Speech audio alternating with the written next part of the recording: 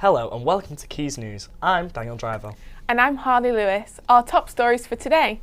Bolton Council is considering a charge to take away your garden waste. How Salford's historic buildings are being left derelict. We discover what life is like for some parents who are trying to get a university degree. I wouldn't say it's for the weak. You do have to really have some resilience to be able to do something like that. I found it challenging, rewarding. Do this and I can do anything. You're listening to Unity Radio, the real sound. And finally, a Greater Manchester hospital is left crumbling.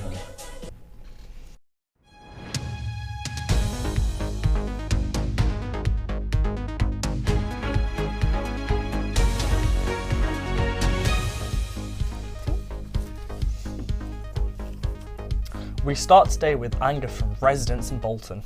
There is a proposal before the council to charge households £45 per year to have their garden waste collected. This has caused a rift. Our reporter Ben Pearson went to Bolton to hear from councillors advocating for the tax and those trying to stop it, and he joins us now in the studio. Ben, can you take us through what this charge is? Yeah, so basically this is a charge to remove your garden waste from your green bin. Now, importantly, this is not food waste. That is a statutory right. The council must clear that because it is household waste. This is just your lawn clippings, stuff like that. What would happen is the council would give each person, each household, a sticker, and they would stick that onto the bin if they had garden waste inside their bin, and not if they had food waste inside their bin, to let the bin men know what's going on. Now, a lot of councillors want this because this is something that in 2016, 42% charged their residents to. In 2024, this year, that's 70%.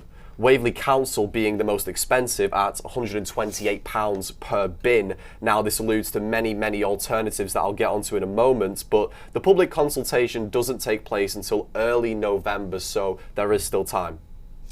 Who was arguing this and what are they saying? So this was introduced by the Labour group within the council. It is an improved service. That's what they want to try and get across, that if you are paying this for this service, it will be better than the one that currently exists, and that this will raise £1 million as well that they will put into other services like this. They want to educate people on home composting as the alternative, the big positive alternative, because this will be very great for the environment, and they want to take an educational approach to that. They want to introduce the monthly subscription of £3.70 because they think that that's a lot cheaper and nicer for people to pay than paying a £45 per year charge. I spoke to a Labour councillor and this is what he had to say. It's our opinion, well, my opinion personally, I think a large amount of the Labour group share it, that we should be in the business of investment. You know, £3.75 is an amount that hopefully a lot of people, when that comes out of the bank account every month, wouldn't really recognise was there. It's the price of a cost of coffee. Whereas for not having that charge, we'd end up with, you know, really quite disastrous cuts. But ultimately, you're paying for a service, and that service will be more efficient than it is now. It will lead to better environmental services. You will be paying for something. It's not just a negative charge. Okay. And why do some people in the council not want this to pass, Ben? Well, I spoke to a Conservative councillor and this is what he had to say.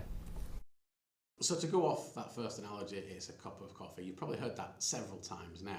Well, if that's the price of a coffee, then something else is the price of Netflix. That's what they use. It's the price of a Netflix subscription. It's the price of a coffee.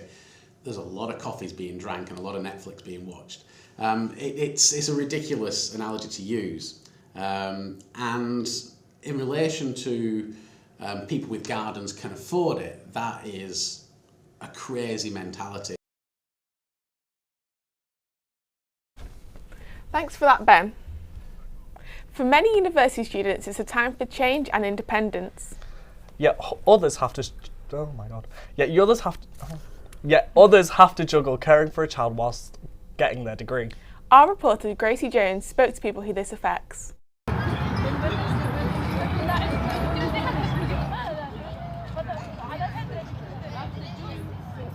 I think we can all agree that one of the most rewarding yet challenging things we can do in this life is have a child. Now, imagine raising a little one, having the challenges that comes with that in the first place, all the while studying for a university degree.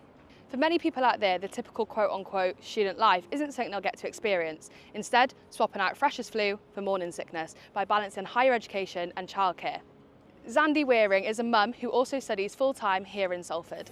Have you been playing like those old school music? Yeah, I love that. Uni tried to put me in for 5 days a week at uni, so I was also considering like, how do I work if I'm doing that, because obviously you need extra income. How do I also manage to get a childcare for the full week, which wasn't something that was going to be feasible, and it would have cost me more because they only pay like a certain amount, up to a certain amount a week. And then the other challenge that I had as well was some of the lecturers just didn't make me feel like I was worthy enough. You know, they'd make comments here and there about whether I should consider, you know, having a child and being at university sort of thing. So it made me feel like that I should rethink the situation, if that makes sense. It made me question a little bit whether this was the right thing to do. So I took to my Instagram. For context, most of my followers are aged 18 to 34. I popped a poll on my story and asked people, do you personally think you could be a parent and balance getting a university degree? After 24 hours, the results are in, and 74% of people said no. And surprisingly, over 60% of the people that did say yes were men. So perhaps women feel differently. Claire Wiltshire is a third-year business management student over in the University of Brighton. Despite being aged 49 and having 3 kids, she isn't letting that stop her from pursuing what she loves. I always wanted to do uni. When I was younger, not many of my friends went to university, to be honest. It wasn't really, you know, available with the funding and things. It was slightly different back then. So yeah, it was something that didn't really, it wasn't something that was an option to me. So I had my children and yeah, I just wanted to better myself. So I decided to go to uni. Gracie Jones, Quays News, Salford. With the upcoming budget announcements to be made next week on the 30th of October, the government are expected to talk taxes, spending and benefits, some related to childcare. The government are expected to address the lack of childcare support for postgraduate students who are not eligible for childcare grants. Gracie joins us now. Gracie, what's going on here? Yes, thank you, Dan. Well, it's a big topic, so let's try and break it down. Every parent might have a different experience on this, but a common denominator is the financial aspect. Unis will ensure you get what you're entitled to. You can apply for childcare grants, yet these aren't always accepted. It's especially difficult for international students, especially if they have a student or short-term student immigration permission, with the condition stating no recourse to public funds or no access to public funds.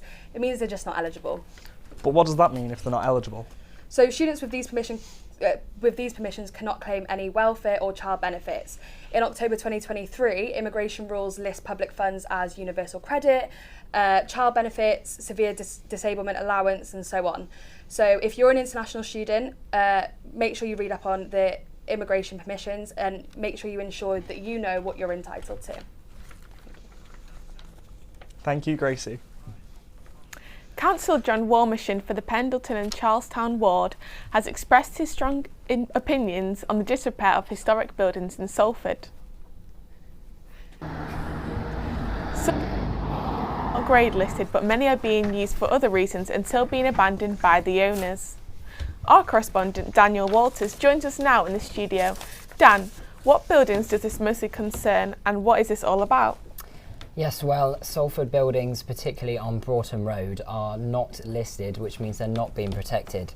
Their previous use has been for NHS, for office, for coroner's courts, and currently they're being abandoned by their owners. The main concern at the moment is Pendleton House. That was built in 1936, but it hasn't been used since 2011, says its planning document. There are also other buildings around, along with Pendleton House, such as Bew Hill Mansion. They're simply just left to be ruined and are left in disrepair. So this is becoming a growing problem around Salford. What can be done to save these buildings? So as we said last week, there's a £2.5 billion plan at the moment to regenerate the Salford city centre, particularly those areas around Crescent and Peel Park and around the uni. The building, Pendleton House on Broughton Road, should be changed into new apartments. That's one that's been approved by the council and approved by Councillor John Warmisham. These regeneration of these buildings are aiming to get less dereliction and more investment in the area. But Councillor John Warmisham at the moment has said that the disgrace of the buildings is a scandal and a shambles, and that the owners of the houses should apologise for the state that they've been left in. So is it quite mixed reviews at the moment? It is mixed at the moment. Residents aren't very happy. They think more should be done. There's a lot of antisocial behaviour around with fly tipping. And like I said, the building owners should apologise. But some, they don't mind. They're just used to it. Thank you very much, Dan. Thank you, Dan. Earlier this year, 2 ceilings collapsed at Stepping Hill Hospital in Stockport and the intensive care unit had to be temporarily closed. This led to patients being displaced and many crucial appointments and procedures being cancelled. Stockport Council are seeking funding to repair the building which was built in 1905, but due to the constrained public finances, the plans have been rejected by the government. Harley, tell us more.